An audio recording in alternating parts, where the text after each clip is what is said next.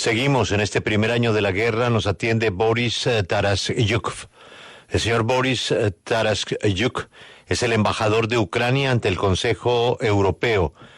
Tiene sede en Estrasburgo y fue canciller, ministro de Relaciones Exteriores de Ucrania.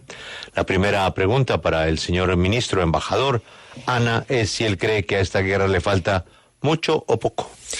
Good morning, Mr. Borys. Thank you very much for your time today at W Radio. And let's begin by getting your input in reference of how much time do you think this war has left? A little more? A lot more? How much time until we see an end of this war?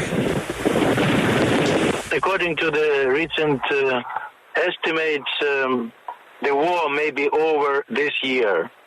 When? Nobody can tell you. It depends first on the craziness of Putin, and second, it depends on how the United Democratic World, including Spain, will quickly supply us with necessary heavy weapons. De acuerdo con las estimaciones que ellos tienen, la guerra va a acabar este año. ¿Cuándo exactamente? Nadie sabe. Depende, uno, de la locura del presidente de Rusia, Vladimir Putin, y también depende de cómo el mundo democrático, incluyendo España, puede proveer de armas a Ucrania. Pero vamos a ese pedazo, Ana, porque es que piden armas y piden armas y piden armas, y hasta aviones. Y bueno, hoy la noticia es que Estados Unidos les va a dar $2.000 millones. Pero hay quienes dicen, Ana, que entre más armas, más guerra.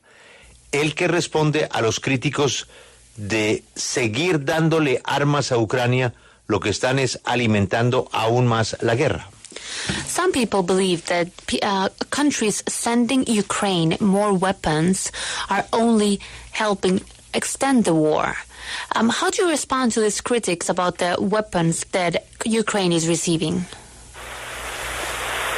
There is a well-known saying that if Russia stops the war, there will be no war in Ukraine.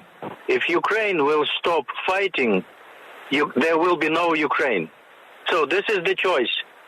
And of course, we have not invaded Russia. Russia has invaded us. Russia is exterminating our people, our nation, and destroying our infrastructure. So we have no other choice but to defend ourselves. And we are doing this quite well, to the surprise of the outside. At the same time, we are lacking, as compared to Russia, the necessary and needed quantity of heavy weapons. So, provided that there will be enough heavy weapons, Ukraine will win the war this year. Hay un dicho que dice que Rusia pues puede parar la guerra y ahí se acabaría la guerra, porque pues ya no habría invasión en Ucrania, pero nos dice que si Ucrania para de defenderse, pues ahí ya no habría más Ucrania, y esa es la elección. Ellos no han invadido a Rusia, Rusia fue la que invadió a Ucrania, están exterminando su gente, su nación, su infraestructura, así que no hay elección más allá de defenderse. Esa es la única opción que tienen los ucranianos, lo han venido haciendo bien hasta el momento, pero al mismo tiempo necesitan esas armas pesadas para defenderse, y de eso depende el fin de la guerra este año. Grace, precisamente sobre eso, sobre esas ganas de defenderse que han tenido los ucranianos, yo le pregunto, hemos visto muchos civiles que han salido a defenderse, pero uno pensaría que ya tras un año de la guerra ese patriotismo podría empezar a desaparecer.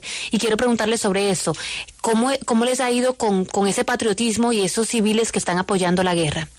Ambassador, at the beginning of the war, we saw a lot of civilians going into the field defending Ukraine, but we wonder if after a year, perhaps that patriotism seen from civilians in Ukraine is starting to disappear.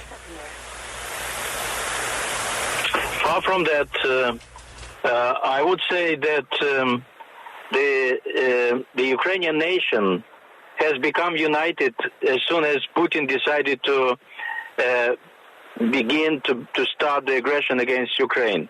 So the whole nation has united in order to defend our country. And there is very logical So this is the reason why Ukrainians are so brave and courageous to defend our country, because we know that we have no other country but Ukraine, which we have to defend. That's what we are doing. And both civilians and military, they have a full,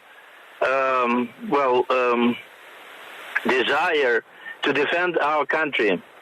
There is no other way around. Either we defend ourselves and defend the values of the democratic world, or we disappear.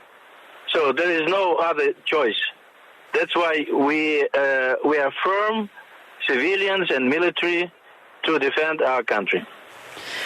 Lejos de eso, Ana, él diría que la nación ucraniana está más unida que nunca. Desde que Putin decidió comenzar esta agresión contra Ucrania, lo están. Todo el país está unido para defenderse y para él es lo lógico, porque los ucranianos son muy valientes, tienen mucho coraje para defender a su país, porque saben que no hay otro país distinto a ese, a Ucrania. Así que tienen que defenderse y eso están haciendo. La mayoría de civiles y militares están defendiendo su país, tienen derecho y el deseo de defender a su país, porque no hay otra manera. Se defienden los valores del mundo democrático y su territorio o desaparecen. Así que ellos siguen firmes en ese propósito.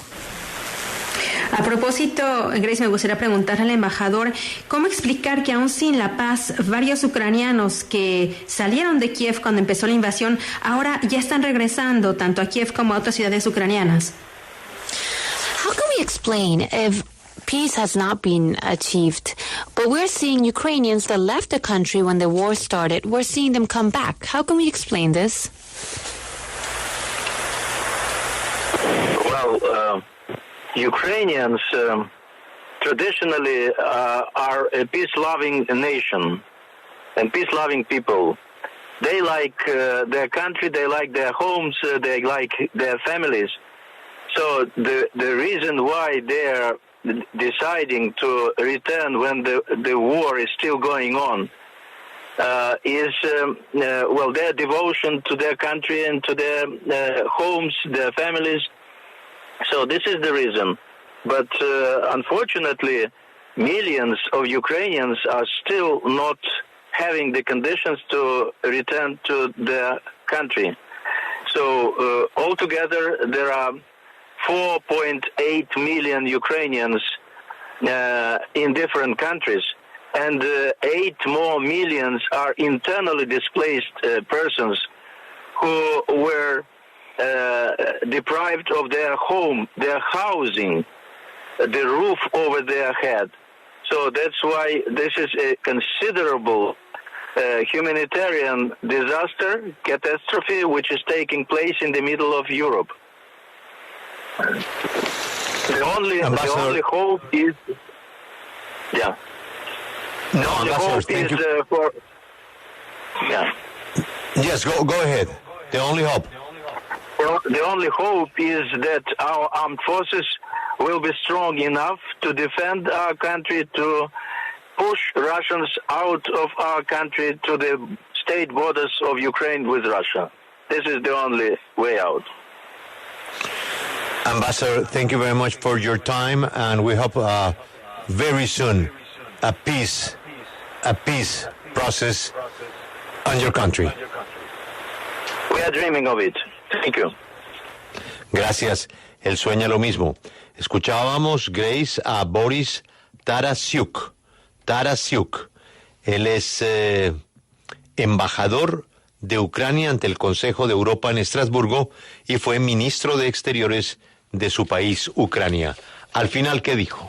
Los ucranianos han sido tradicionalmente un país pacífico, amoroso, aman su familia, aman su tierra, y esa es la razón por la que han decidido volver cuando sigue la guerra. Es una devoción a su país, a sus hogares, a sus familias. Esa es la razón por la que vuelven, aunque la guerra continúa. Desafortunadamente, miles de ucranianos pues no tienen esas condiciones de regresar al país, así que 4.8 millones de ucranianos están en diferentes países del mundo y 8 millones más están desplazados internamente, están siendo privados de su hogar, de su techo. Por eso esto es considerado un desastre humanitario. La única esperanza es que las fuerzas ucranianas sean lo suficientemente fuertes para defender a su país y para sacar a Rusia de su territorio.